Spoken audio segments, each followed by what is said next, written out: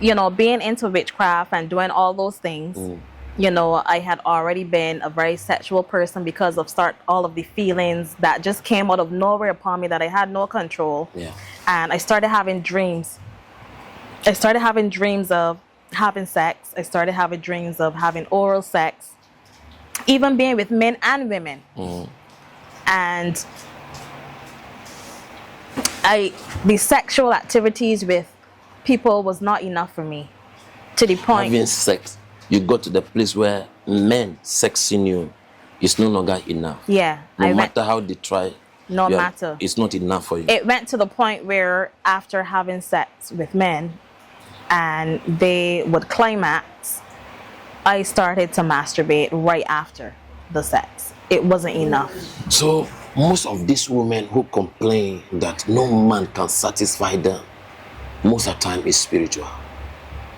Yeah, I encountered different women.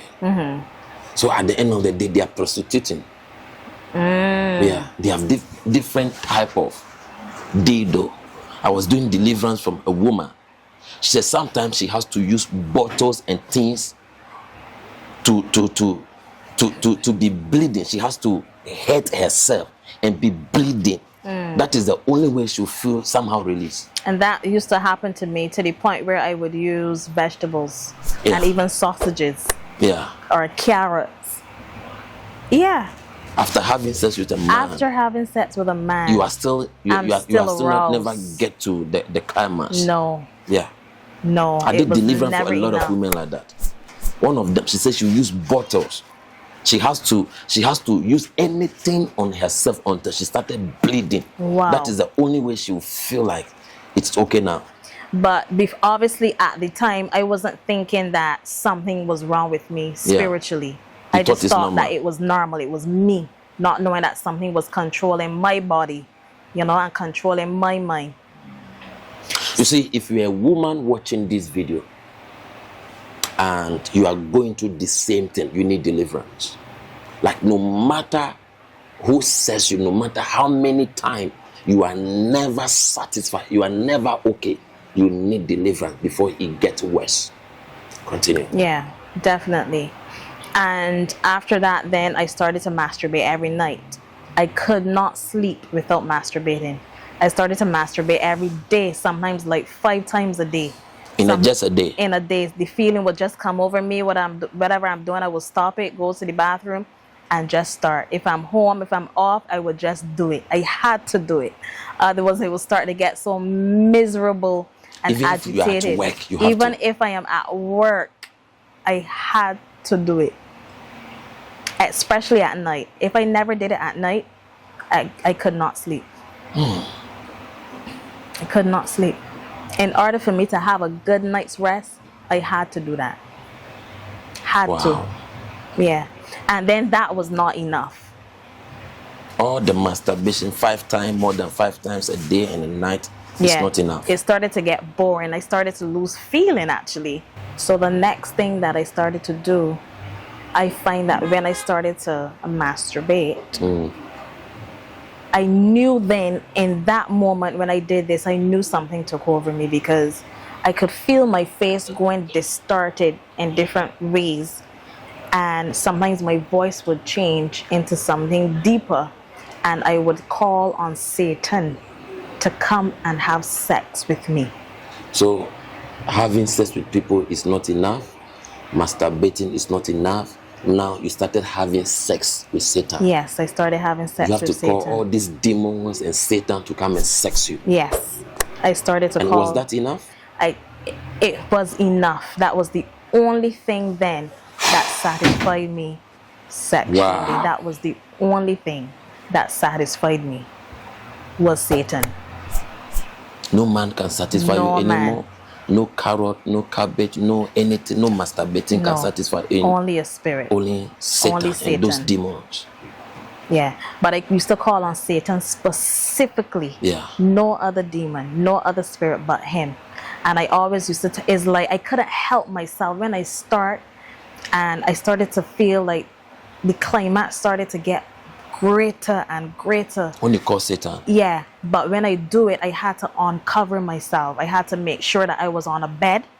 I had to be on my back, and I couldn't cover myself while masturbating. And I had to make sure that I was naked. My legs had to be completely open, and he would just come, and I would even start to tell him to come in me, like to ejaculate in me, that I am his, I want to be his wife. All that stuff would just come in my mind to say. And you feel that he has come. And I feel that he has come. Yeah, I feel it. And you feel him penetrating you. I feel it like never before. It was so good. It was so good. The feeling was so good at that time. Right? And it's more like than a man. More than a man. More than a man. And I did not want it to end. I did not want it to end. Yeah. Until I came, and then I would then come back to myself. And I would be like, what did I just do? After everything? After everything. And I come back to myself. I would be like, what did I just do? Like, did I really call on Satan? Like, what would make me even do that? Like, of all things, the devil himself? Yeah. But then quick after, the feeling would come back again, and I would do it again and again and again and again. Yeah. And over and over and over. And I will call him into me, come into me. I call you, Satan. I will tell him that. And I will tell him to come into me, have sex with me. I am his. Yep. Wow. Best feeling ever. Best feeling ever. Best orgasm ever. Best orgasm ever. Yeah. You said what? Best orgasm ever. With Satan? With Satan. And then he will start to talk to me.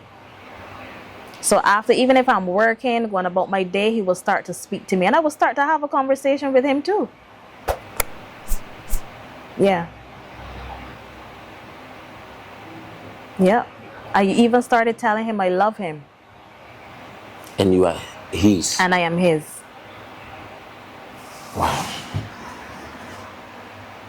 Yeah. How long this continued? I was doing it for a very long time, for years. So Satan will come to you at workplace, talk to you? Yeah. You hear him speak to you? I hear him speak to me. And I didn't mention this part, but my dad was Satan's right-hand man. Your biological father? My biological father. He used to? He had a Ouija board where he would ask, I'm not sure if you know what a Ouija board is. A Ouija board, if you Google it, a Ouija board is something that has like letters. It has like maybe a wooden, depending on the material it's made from. Let me check. Is 𝑂𝑢𝑖𝑗𝑎. 𝑂𝑢𝑖𝑗𝑎. Wow. So he had a Ouija board, and also he too used to communicate with the devil, with Satan. But it's only after I would communicate with Satan that it came back to my memory. Like, oh my God, my dad used to do this too. Wow. Right? So my dad but he's passed now, you know, may the Lord rest his soul. But before he passed, he used to have conversations with me about, you know, his communications with Satan. And he said he used to hear him audibly, like how we are here sitting and talking. He said Satan would come to him and visit him at night. He said even if all the lights are off, he knew when he was there too, because it used to be darker than dark. Yeah. It used to be darker than dark. And he has so much women. He had women from all over the world. The devil gave him so much women, so much money, so much women. You know, he used to have so much children, and he used to travel the world a lot. So, your biological father? My biological father. He had a lot of power, yeah. He could snap his fingers and things would disappear. Your father? My father. Would do like this? And yeah, things disappear. and things would disappear. And he used to go to a lodge in England, I think, every month or every year.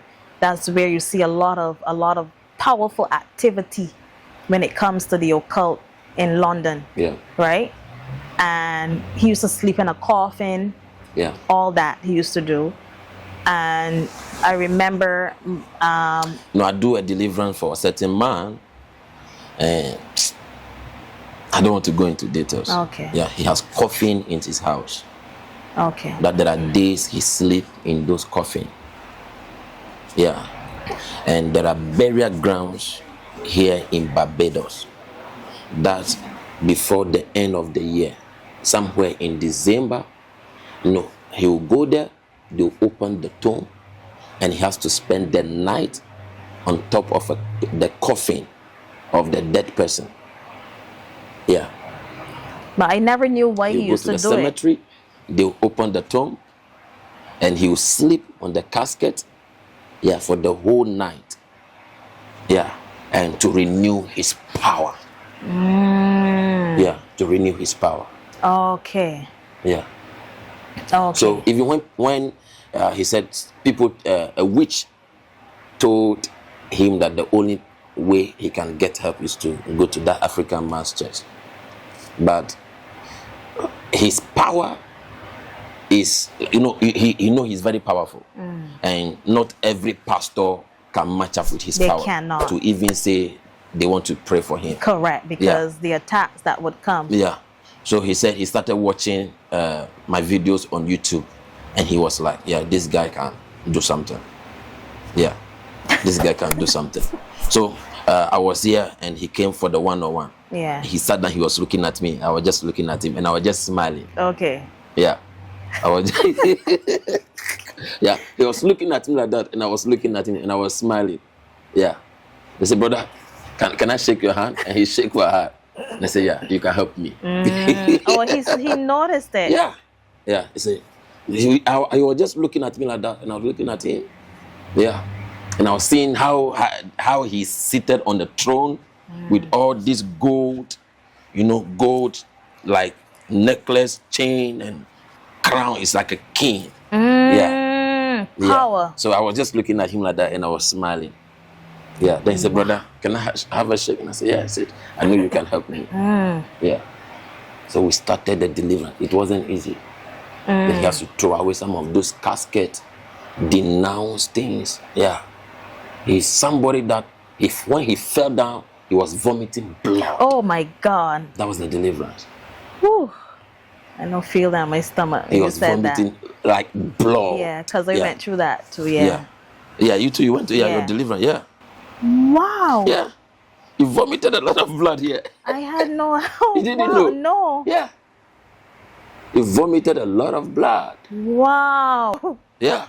And you are manifesting. You are doing like this. Your waist like this, manifesting like this. I can't remember that. It's a very serious one. Wow. How do people struggle to hold you under control? Really? Yeah.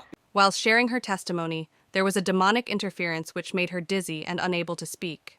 The prophet dealt with the spirit and prayed for her, and immediately she recovered and continued to speak and expose the kingdom of darkness.